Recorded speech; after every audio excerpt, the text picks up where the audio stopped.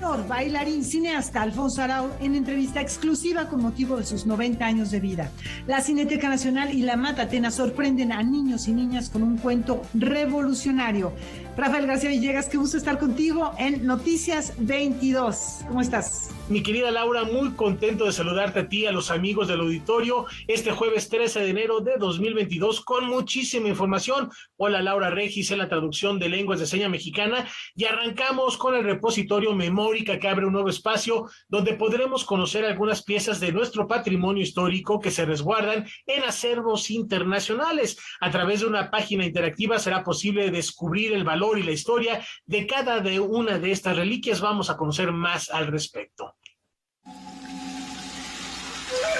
La riqueza patrimonial mexicana que se encuentra en el extranjero, su circunstancia e historia conforman los ejes de la exposición virtual La Memoria de México más allá de sus fronteras, que con 60 registros presenta la coordinación de memoria histórica y cultural a través de su plataforma Memórica.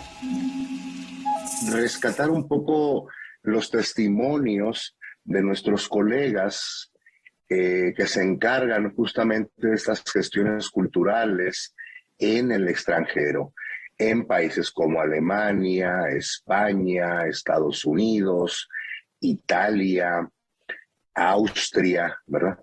Que nos platicaran un poco sobre la situación, ¿verdad?, que guarda tanto el cuidado del patrimonio mexicano en el extranjero, y también sobre las posibilidades como de repatriación de piezas, de traslados temporales de las mismas. La muestra se organiza en ejes que corresponden a cada país europeo participante. En el caso de Alemania, se ofrece un registro del Códice Dresde. La sección correspondiente al Vaticano presenta 5 registros del Códice Borgia, el Códice Cospi y el Códice Magliabiacciano. Además hay figuras antropomorfas que conforman parte de las piezas presentadas en la sección correspondiente a Italia. Austria, España, Francia, Estados Unidos e Inglaterra son otros de los países que se incluyen en la exposición.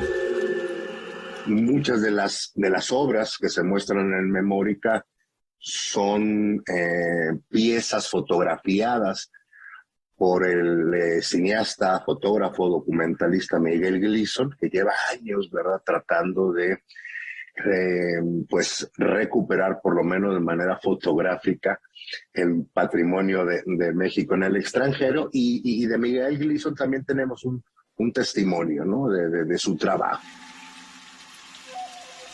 El rango temporal de las piezas se centra en el México prehispánico, pero incluye también otras del periodo colonial. Hay culturas que fueron como más expoliadas que otras en este sentido, ¿verdad? Entonces, que el visitante se dé cuenta de las razones por las cuales están estas piezas allí, ¿no? Y yo creo que también otro tercer nivel de esta conciencia social de la que hablas, Víctor, es darse cuenta de la gran diversidad de producción material, no nada más de la etapa de la conquista, sino también estamos hablando de objetos de la época colonial, incluso mucho material del siglo XIX, ¿no? La exposición virtual La Memoria de México más allá de sus fronteras ya está disponible en la plataforma Memórica. Noticias 22, Víctor Gaspar. Por medio de una muestra fotográfica, Bob Shalvik nos invita a sobrevolar una parte de aquellos paisajes de nuestro país y del mundo que destacan no solamente por su belleza, sino por la gran cantidad de agua que corre por ríos, lagos, mares. Esta exposición se puede visitar a partir del sábado 15 de enero. Con más de 60 años de experiencia tras la lente, motivado por un extenso catálogo de 500,000 de imágenes, y con un particular interés por acercarse al líquido vital para la vida, Bob Shalvik presenta la exposición Paisajes de Agua, evocaciones para un mejor futuro. Por medio de 66 fotografías en blanco y negro y a color, el artista holandés nos hace volver la mirada hacia la riqueza hídrica de la tierra y reflexionar sobre la importancia del cuidado del agua. El agua para mí, como soy holandés y el país está en 30% debajo del nivel del mar, el agua ha sido toda la vida una parte de la vida. Es de mucha importancia para los holandeses. Hay fotos de todo México y hay una fotografía de Venezuela, tomada en Venezuela de una cascada alta, una foto aérea. La más gran parte obviamente es de la Ciudad de México, en todo el país. La muestra tuvo su primera versión en 2006 en la Biblioteca Vasconcelos y el Museo Nacional de las Culturas del Mundo. Tan solo un año después, esta colección pudo verse en Ciudad Falcón, en Venezuela. Con el paso de los años y gracias a los avances tecnológicos en la digitalización fotográfica, Bob Shalwick ha nutrido la exposición con nuevas piezas. Ahora, Paisajes de Agua está de regreso con 42 imágenes inéditas. Hay una proyección de muchas fotos de las mareas en el norte del Mar de Cortés, que son fotos aéreas y se ven muy bonitos. Esto es una serie también escogido de mucho más, pero las fotografías fueron tomadas desde una avioneta en el año 88, si no me equivoco, y no los había visto bien, no los había, son muchas fotografías. Antes era un rollo de 36 exposiciones, y entonces costaba para empezar, y además tenía uno que tener el rollo dentro de la cámara, y 36 fotos es mucho y es poco, pero no puede uno tomar fotos como hoy, 1, 2, 3, 4, 5, porque entonces ya se acaba el rollo antes de empezar. Y es costoso, fue costoso. Paisajes de Agua, Evocaciones para un Mejor Futuro, podrá verse en la Galería 526 del Seminario de Cultura Mexicana a partir de este sábado 15 de enero y hasta el domingo 6 de marzo. La muestra estará abierta de martes a domingo en un horario de 11 de la mañana a 6 de la tarde. La entrada es libre. Ya saben ustedes que no podemos tener mucha gente hoy en día, distancia de 1,5 metros o 2 metros. De todos modos, distancia de las fotografías debe de ser como de 2 metros.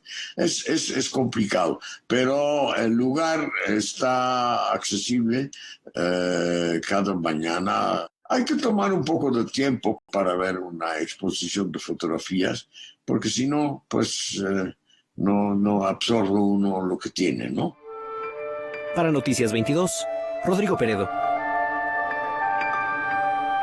Definitivamente hay que tomarse el tiempo para disfrutar exposiciones de esta índole, no solo para reflexionar sobre la riqueza acuífera del planeta Tierra, sino también la evolución de la fotografía, como ya lo escuchábamos ahorita. No es lo mismo aquellos rollos físicos de 36 exposiciones a lo que nos permite hacer inclusive hoy por hoy un teléfono celular con cientos, con miles de fotografías, para después hacer una selección. Hay que darle una vuelta y disfrutar estas imágenes. Y a propósito de artes gráficas, el graffiti nunca se ha considerado una técnica formal, por decirlo de alguna manera, tanto por su naturaleza como por su vínculo con lo callejero, con la ilegalidad. Incluso hay personas que tienen el talento para intervenir muros y procuran explorar las diferentes posibilidades de la pintura con aerosol. Tal es el caso de Omar Saucedo, quien ha dedicado gran parte de su vida a este tipo de manifestación visual. Vamos a conocer su trabajo.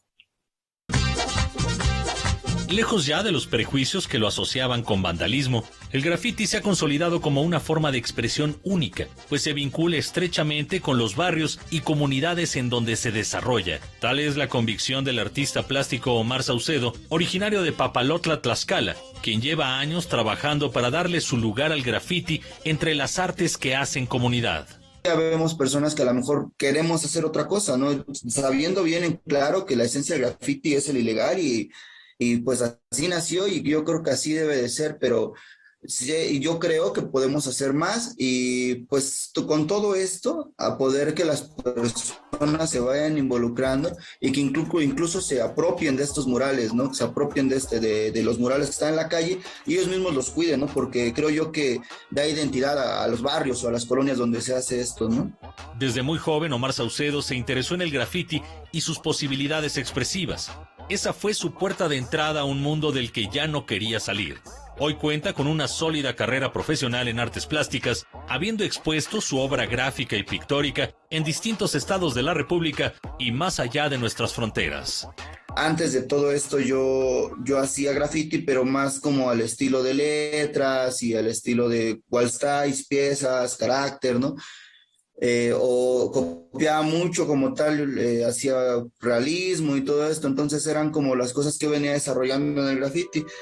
Después, cuando empiezo a estudiar artes plásticas, empiezo a saber que puedo pintar otro tipo de cosas y puedo ir desarrollando ya un estilo propio.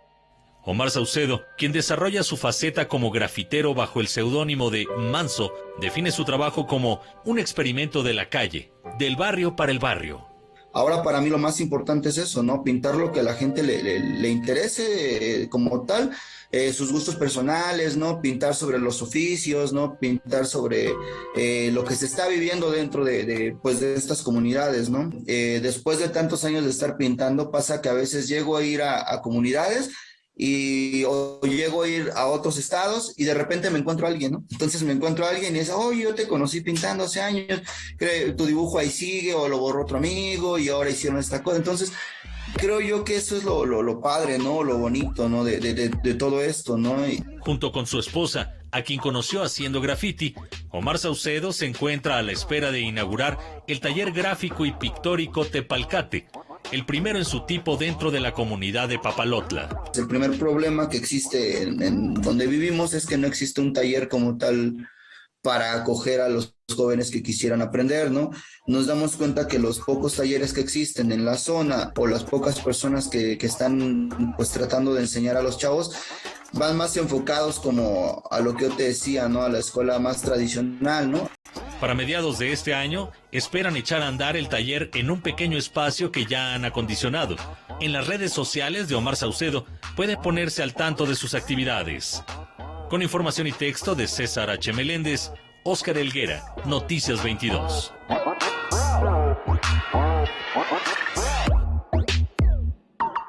Tenemos una pausa, regresamos con mucho cine. Aquí está Julio López con Marquesina.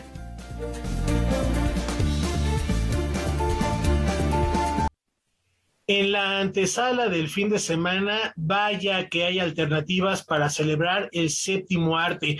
De entrada, por la programación que ha preparado Canal 22, aquí habrá un par de probaditas de lo que podrán disfrutar a partir de hoy y hasta el fin de semana, pero también hay cine para todas las edades, para todos los gustos, para todos los idiomas que ustedes quieran aprender y practicar a la hora de ver una película.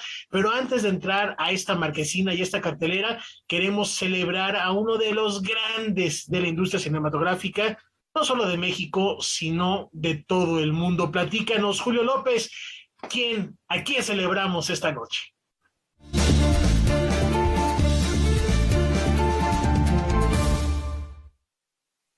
¿Qué tal, amigos de Noticias 22? Pues sí, estamos iniciando el año con todo este 2022. Hace apenas 2 días que el reconocido director mexicano Alfonso Arau cumplió 90 años y más de 70 años de trayectoria como director, cineasta, bailarín, en fin, una vida dedicada al mundo del arte. Tuve la oportunidad de platicar con él y esto fue lo que nos comentó.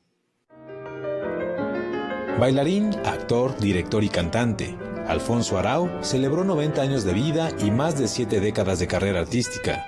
Este hombre es una leyenda del cine nacional que toma la vida con humor y sarcasmo. Te confieso que a veces yo mismo no lo creo, que he vivido 90 años. Se van rápido, se van muy rápido. Y claro, estoy muy feliz y estoy muy agradecido, porque afortunadamente tengo buena salud, tengo buen entusiasmo, todavía no empiezo a hablar,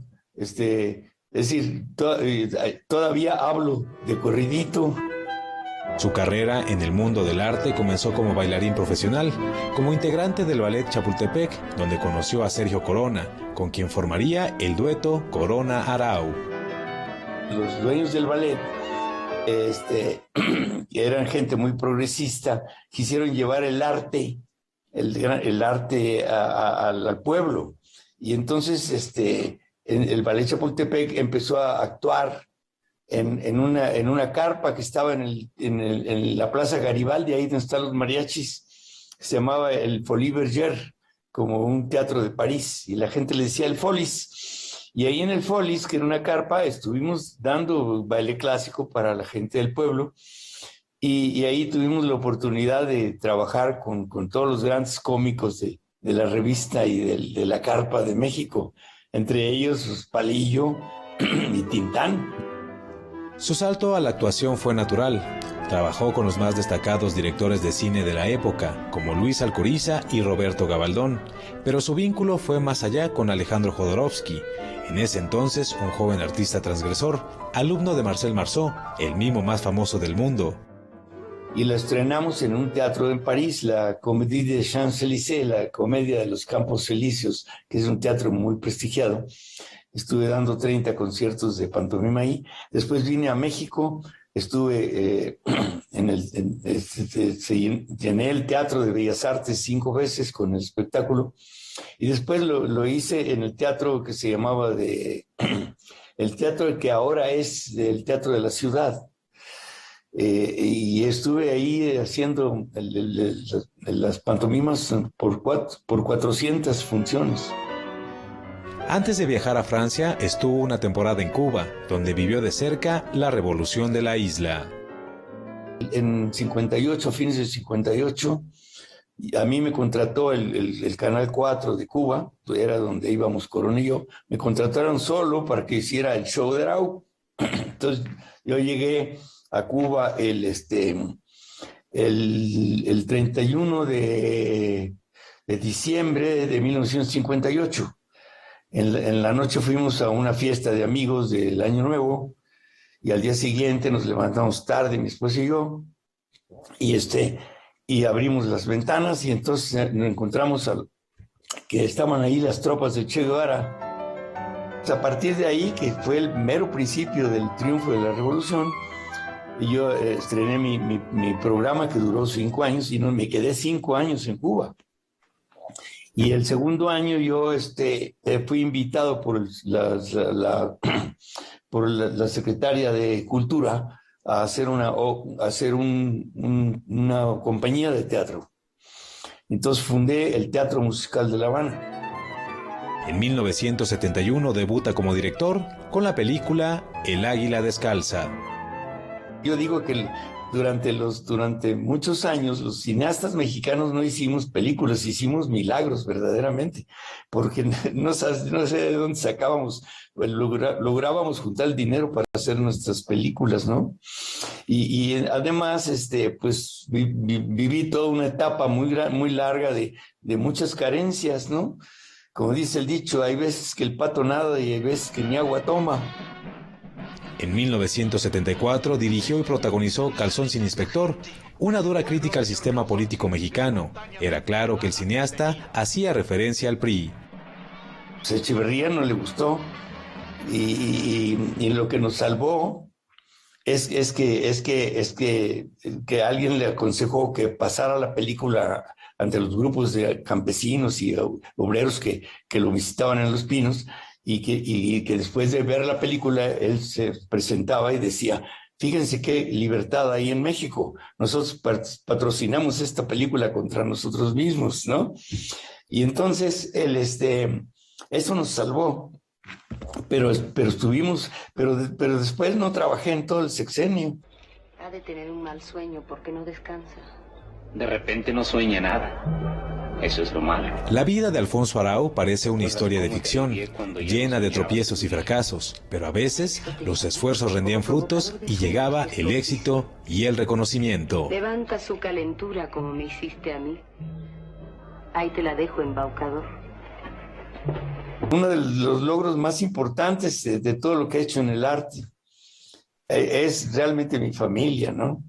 Yo tengo 10 hijos, 10 nietos y 11 bisnietos. Y la mayoría de ellos son artistas, ¿no? Entonces, y además, llego a los 90 con esa familia tan grande y que con un enorme cariño hacia mí. Entonces, eso es lo que yo considero mi mejor obra, y además, es de lo que más estoy agradecido. Noticias 22, Julio López. A pesar de las condiciones sanitarias, la Cineteca Nacional sigue abierta y tiene una propuesta muy interesante para el público infantil. Los invito a ver de qué se trata. Todo comenzó en verano de 1989. Mi mejor amiga, Sophie, se fue de vacaciones a Hungría. La Matatena y la Cineteca Nacional unen esfuerzos para acercar al público infantil a propuestas cinematográficas diferentes a las que podrían encontrar en salas comerciales. Es por eso que presentan en la matiné la película Fritzi, un cuento revolucionario. No estés triste. Sophie volverá mañana. Es un largometraje súper bonito que vale mucho la pena y que justo también habla de la caída del muro de Berlín. Y me parece que hicieron un trabajo maravilloso con esta producción. Ha ganado muchos premios en varios festivales. Fritzi es ampliamente recomendable. El curso comenzó de nuevo, pero Sophie no había regresado. ¿Alguien sabe dónde está? ¿Qué le había sucedido? Los hippies han huido del país a Occidente. La historia se desarrolla en Alemania en el verano de 1989. A través de la mirada de Fritzi, Sophie y el perro Sputnik, el filme nos acerca a una hermosa historia de amistad y solidaridad que rememora la caída del muro de Berlín. Más de 3.000 ciudadanos de la RDA refugiados en la Embajada de la República Federal de Alemania en Praga ahora pueden partir. Y yo creo que va a ser muy interesante y es la oportunidad para también a los niños contextualizarlos en estos momentos históricos pues que ha vivido la humanidad y que en este sentido pues está hablando de una historia muy particular que se vivió en todo el mundo, pero que tuvo que ver con un país que quedó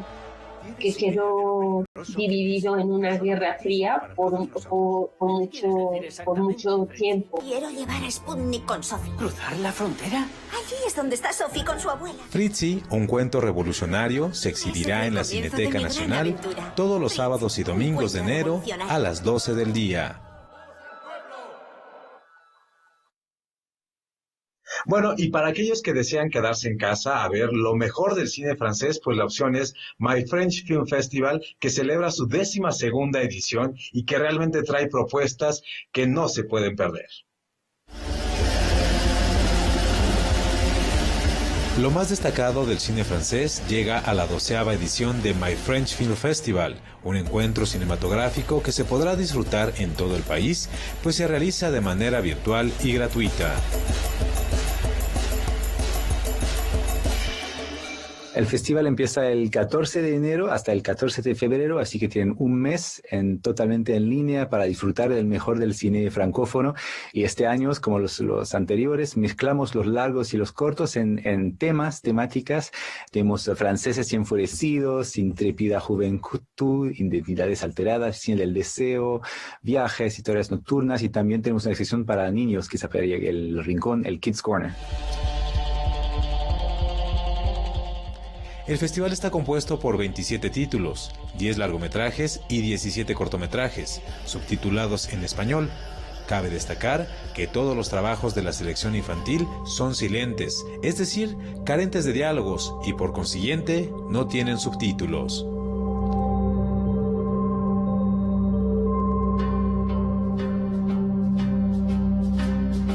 Para ver las películas hay que conectarse en myfrenchfilmfestival.com, podrán ver todas las películas, pero también tenemos muchas plataformas socias como Cinepolis Click, como Filmin Latino, la plataforma del Festival de Morelia también, plataforma Cine, Cinema 1, muchas plataformas mexicanas para poder disfrutar del festival en cualquier lugar.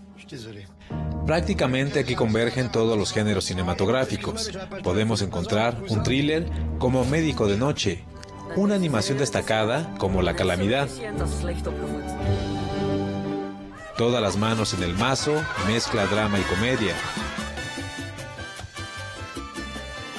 Y el documental El monopolio de la violencia. Entre la violence et la légitimité de l'usage de cette violence. Y estoy seguro que con esa diversidad, que es lo que caracteriza el cine francés y francófono, podrá encontrar la película que le gusta y espero las películas que le van a gustar. Y pueden votar también para el premio del público en la página web de My French Film Festival.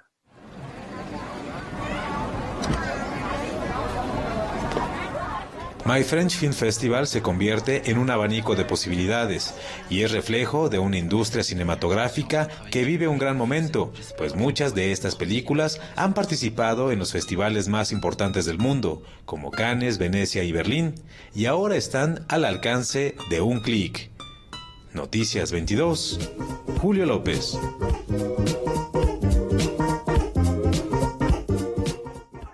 Y como cada jueves, el reconocido crítico de cine Leonardo García Tsao nos habla de una película que pasa por la pantalla de Canal 22 y que también es imperdible.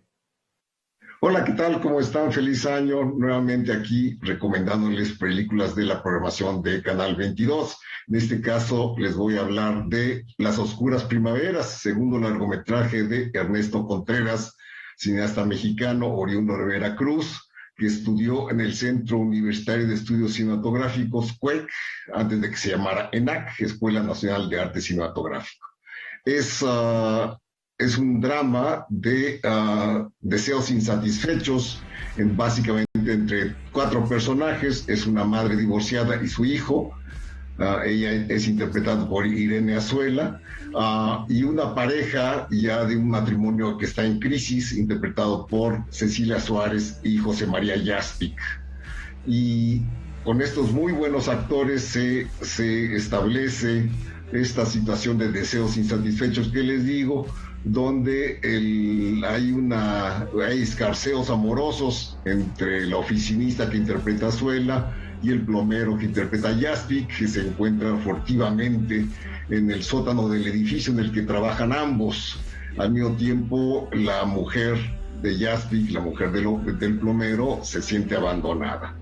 Y también hay un niño que es un personaje interesante, porque no es el niño adorable al que nos tiene acostumbrados el cine mexicano, sino que es un niño mustio y bastante antipático, al que la mamá de algún modo no acaba de querer.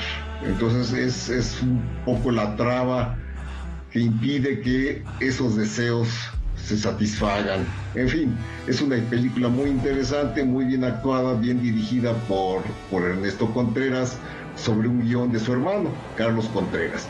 Después de esta película, Ernesto haría Sueño en otro idioma y Cosas Imposibles, que se estrenó el año pasado. En fin, Las Oscuras Primaveras pasará este próximo domingo 16 de enero a las 22 horas aquí por el Canal 22. No se la pierdan y nos vemos la próxima semana. Bueno, también es jueves de cine mexicano en la pantalla de Canal 22 y en esta ocasión tenemos un programa doble. La primera de ellas es Sangre, la ópera prima del director Amat Escalante, y terminando empieza otra gran película, Batalla en el Cielo, de el reconocido director Carlos Reigada. Son 2 opciones que esta noche nos presenta Canal 22. Yo me despido. Muy buenas noches. Oigan, están buenísimas estas 2 películas. Gracias, Julio. Porque si no tuvieron la oportunidad de verlas en el cine, ahora no dejen pasar la posibilidad. De verdad, son películas que marcaron ya la cinematografía nacional, internacional, porque además obtuvieron reconocimientos en diversos festivales. Así que bueno, pues ahí están muy, muy buenas opciones, gran parte de ellas en Canal 22, a disfrutarlas. Gracias, Julio. Nos vemos la próxima semana y nos vamos a una muy breve pausa. Volvemos.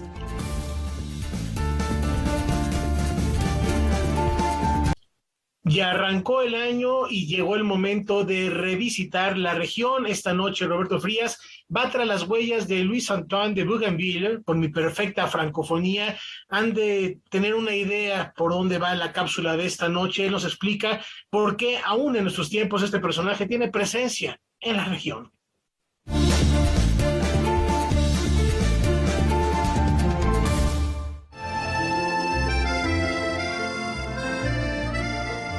Louis-Antoine de Bougainville fue un explorador militar y navegante francés nacido en 1729 en París, donde habría de morir en 1811. Pero entre ambas fechas se abre en su biografía una vida apasionante. Capitán de dragones enviado a Canadá, defendió varios fuertes y participó en múltiples batallas, entre las que destaca su defensa de Quebec, que no tuvo buen fin y que terminó por rendir ante los ingleses. Después tuvo a su cargo la colonización de las Islas Malvinas, negocio que obviamente no acabó bien porque el gobierno francés las vendió a los españoles. En 1766 recibió permiso del rey Luis XV para circunnavegar el mundo. Sería el primer francés en la historia en hacerlo. Aquí sí, Bougainville llevó a cabo tareas que lo destacaron, sobre todo su navegación por Tahití, las Islas Salomón y muchos otros puntos de Oceanía, contribuyendo a ampliar el conocimiento geográfico y antropológico de la zona. Además, el libro que escribiera sobre su viaje, Descripción de un viaje alrededor del mundo, animaría en Francia el mito de esas islas vírgenes y paradisíacas que luego sería de gran influencia en el pensamiento de Rousseau y de Diderot, o más tarde en el imaginario de pintores como Gauguin. Sin embargo, la gran aportación del marinero sería otra mucho menos esperada. El botánico que viajaba en su expedición, Philibert Commerson, descubrió una planta de flores muy vivas, imposible de soslayar, a la que bautizó con el nombre del capitán. Hablamos de la famosa bugambilia, que decora América a todo lo largo y ancho de su zona tropical y subtropical. El exótico nombre del capitán se junta con los exóticos colores de una planta que los americanos no podemos dejar de asociar con lo frondoso y fértil de este continente, una planta que podría representar la esencia misma de lo americano. No es infrecuente avistar la bugambilia como un destello de naturaleza en muchos barrios de la Ciudad de México, como una especie de recordatorio urgente de que a pesar del concreto y los autos, la naturaleza sigue presente en la gran ciudad, y no solo eso, sino que sigue luchando por su existencia. Y por si fuera poco, la flor de bugambilia es legendariamente medicinal, utilizada para combatir la tos, el asma, la bronquitis y la gripe. Quizá no es casualidad que la recordemos ahora, cuando mucha falta puede hacer en los tiempos de pandemia. Para Canal 22, Roberto Frías. Bueno, pues sorprendente este origen de la bugambilia. Fíjense que mañana, viernes 14 de enero, se cumplirían 102 años del natalicio de Chava Flores. Aquí en Noticias 22 adelantamos la celebración de este aniversario con una breve semblanza del gran cronista de la Ciudad de México. Un ruletero que no quiera uno llevar, llegar al centro, atravesarlo es un desmoche. Un hormiguero no tiene tanto animal. El caos vial y el frenesí de consumo en un sábado en el Distrito Federal, las desventuras amorosas de un gato viudo, el sabor del pulque de Apan en una pulquería de la colonia Pensil, todos ellos temas de las composiciones surgidas de una mente que supo sintetizar la idiosincrasia de una época hasta llegar al corazón y la memoria colectiva de un pueblo. Salvador Flores Rivera, mejor conocido como Chava Flores, nació un 14 de enero de 1920 en el barrio de la Merced de la Ciudad de México. Fue él mismo quien encarnó personajes urbanos a través de los diversos oficios que ejerció: costurero, cobrador, administrador de una ferretería, vendiendo camisas, salchichas y hasta como impresor. ¿A qué le tiras cuando sueñas, mexicano? Hacerte rico en loterías con 1 millón. Mejor trabaja, ya levántate temprano. Con sueños diopios solo pierdes el camión. Eso sí, mañana nos casamos. Pero eso sí, mañana te lo doy. El llamado cronista musical de la Ciudad de México hizo de sus días en barrios de la metrópoli, Tacuba, La Roma, Santa María la Ribera y Azcapotzalco, la fuente de inspiración para composiciones imbuidas con humor e ironía. Ahí está Cerró sus ojitos Cleto, La Taquiza y la célebre ¿A qué le tiras cuando sueñas, mexicano?, o 2 horas de balazos y La Tertulia, con las que inició su carrera en 1952 al grabarlas con RCA Víctor. Las áridas regiones de la América del Norte. Se agarraron a balazos policías y ladrones. Pícaro e incluso premonitorio, las composiciones de Chava Flores demuestran su humor vital, aún después de la muerte de su autor, el 5 de agosto de 1987, en la misma ciudad que le vio nacer. Su epitafio consigna su personalidad con el mismo tono de sus canciones. Si volviera a nacer, quisiera ser el mismo, pero rico, nada más para ver qué se siente. Y hoy recordamos a Chava Flores en el 102 aniversario de su natalicio. Noticias 22, Víctor Gaspar.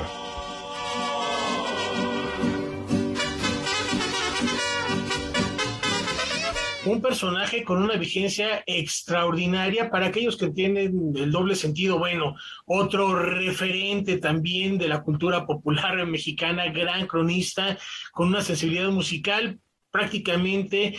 Tuvo todos los oficios que se podían ejercer en aquella época, pues ahí estuvo practicando los Chava Flores a la par de este imaginario musical que nos lega con grandes piezas que se vuelven parte, insisto, de esta memoria colectiva y sentimental del mexicano cuando a qué le tiramos si soñamos ganarnos la lotería o entrar al centro un sábado de quincena, en el sábado Distrito Federal, ahora sería sábado Ciudad de México, pero bueno, ahí está también la invitación, la tiendita de mi pueblo, que es de verdad un catálogo de doble sentido y de albur extraordinario para los avesados.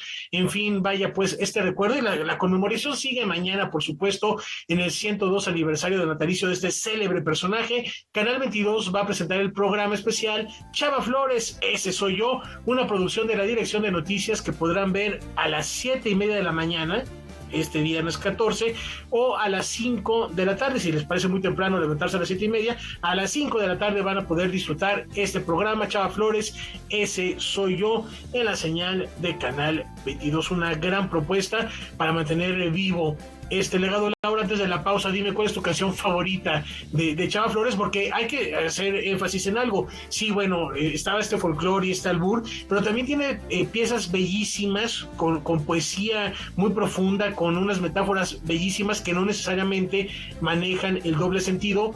Por ejemplo, la de Mi México de ayer, que es una joya, es bellísima, y tiene varias canciones también románticas y de añoranza, Chava Flores, más allá de todo eso que conocemos de el retrato de Manuela, por ejemplo, ¿no?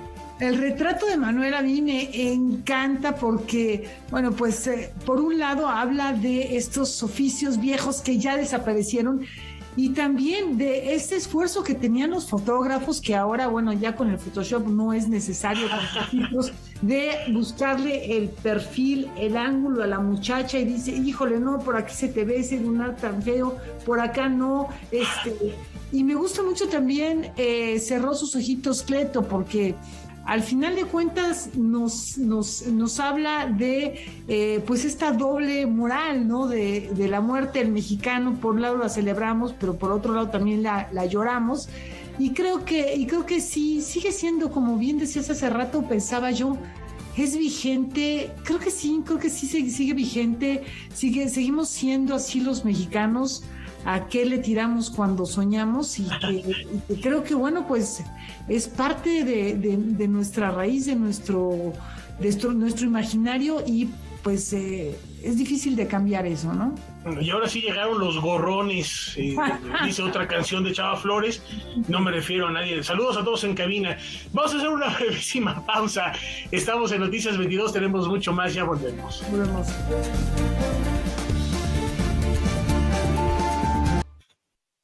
En 1996, Jacobo Zeffani publicó Medusario, un libro que reúne voces de destacados poetas como Rodolfo Inostroza, David Huerta, Haroldo de Campo. Y ahora, para dar seguimiento a esta publicación y desmenuzar la poesía latinoamericana, el autor presenta Caleidoscopía. Es un trabajo que aparece bajo el sello de RIL Editores. Mi madre descifró para mis ojos el lenguaje de las estrellas. Continuando con la labor de explorar y conocer la poesía desde un punto de vista crítico, Jacobo Zeffani presenta Caleidoscopía, escrituras y poéticas de lo oblicuo en América Latina, libro que continúa con su exploración iniciada con Medusario. Es un libro de ensayos sobre poesía latinoamericana. Surge a partir de una compilación poética que hice con Roberto Chavarren y José Coser, que se llama Medusario, muestra de poesía latinoamericana, publicada por el Fondo de Cultura en 1996. Después tuvo una edición en Argentina en 2010 y una tercera edición en Chile en 2016. Es un libro, Medusario, que tuvo pues bastante acogida entre los jóvenes poetas de toda América Latina. Ha sido muy, muy leída esa muestra. Y bueno, yo empecé a trabajar estos poetas que denominamos neobarrocos a partir de la publicación de Medusario, he ido escribiendo ensayos y publicando esos ensayos en diversas revistas. Son algunos de esos ensayos publicados a lo largo de los años, a los que se agregan otros referidos a la poesía mexicana del siglo XXI. Ensayos que tienen que ver con lo oblicuo, con el lenguaje no directo, con el lenguaje muy sofisticado de los neobarrocos. Es poesía compleja, densa. Cubre escritores como el poeta cubano José Coser o el poeta chileno Raúl Zurita. También la argentina, es una poeta importantísima que se llama Alejandra Pizarnik, que tuvo una acogida tremenda tanto en Argentina como en otras partes del mundo. Tiene a David Huerta, Premio Phil, Coral Bracho, es decir, toda la generación, digamos que surge en los años 70 en diversas partes de América Latina. Otro de los intereses que ocupa Jacobo Zeffami es la presencia y creciente auge de las lenguas originarias en diversas regiones de América Latina. Con las lenguas originarias, este resurgimiento a partir de los años, yo diría 1990, gracias en principio a la labor de Carlos Montemayor y después de muchísimos más, de poesía o literatura en lenguas originarias. Creo que es un fenómeno muy importante y yo leo con mucho entusiasmo no solo a Natalia. Por ejemplo, hay un joven poeta de Guerrero que se llama Uber Matiugua, Irma Pineda. Bueno, hay una serie de escritores que me interesan mucho. Y me interesa mucho el oído, me interesan mucho sus lenguajes. Calidoscopía, escrituras y poéticas de lo oblicuo en América Latina, aparece en RIL Editores. Noticias 22, Víctor Gaspar. El paliacate del Barranquilla. Qué gran propuesta para rescatar. Hay muchos autores que a veces quedan empolvados, olvidados. Uno acude a estos libros y los puede ir rescatando y encontrar por qué no hay esa veta de oro para rescatar a los grandes poetas latinoamericanos de antes y de ahora, sin importar, ya veíamos en qué idioma se está escribiendo. Toda esta región tiene un aporte muy importante en lo que respecta al arte lírico en la literatura, y ahí está una propuesta. Muy, muy bien, y agradecidos, por supuesto, con lo que hace el maestro para tener esta recolección y este ideario, este imaginario de poetas de Latinoamérica. Y nos vamos a despedir ya, mi querida Laura, y lo vamos a hacer como es costumbre, con música, una propuesta hoy muy sincopada. Efectivamente, hablando de poesía, pues este hombre pues es un poeta, fue un verdadero poeta del saxofón, porque tenía una técnica depurada, sensible, exquisita. Él admiraba muchísimo a John Coltrane, nació en una familia que le permitió ser músico, estudió diversos instrumentos, su papá era pianista, y bueno, pues esto nos habla mucho de la importancia del ambiente en el que se desarrolla un creador, además del talento que pueda tener. Trabajó con quien uno puede imaginarse, con Eric Clapton, con Frank Sinatra, con Frank Zappa, con Aerosmith, por ejemplo, también desarrollando en el ámbito del jazz, pero también en el del rock. Pues un gran artista, alguien inolvidable dentro del mundo, principalmente del jazz, Michael Brecker, a quien hoy recordamos, Rafa. Así es, se cumplen exactamente 15 años de su partida, deja este plano material, alcanza la inmortalidad, y afortunadamente hay bastantes grabaciones. Bueno, fue reconocido con más de 10 premios Grammy, lo que habla también de una discografía muy vasta y muy importante en estos distintos géneros que ya refieres, Laura. De manera particular, de las tesituras del saxofón, él prefería el saxofón tenor, que es con lo que se presentaba generalmente con estos personajes, como ya refieres, Zappa, Sinatra, Sinatra, Clapton, y haciendo también agrupaciones de jazz muy atractivas, donde el invitado principal era el saxofón. Y ahora nos despedimos recordando su nombre y su leyenda con esto que se llama The Royal Fox Big Band en Nueva Zelanda. Muchas gracias y nos vemos mañana. Hasta mañana.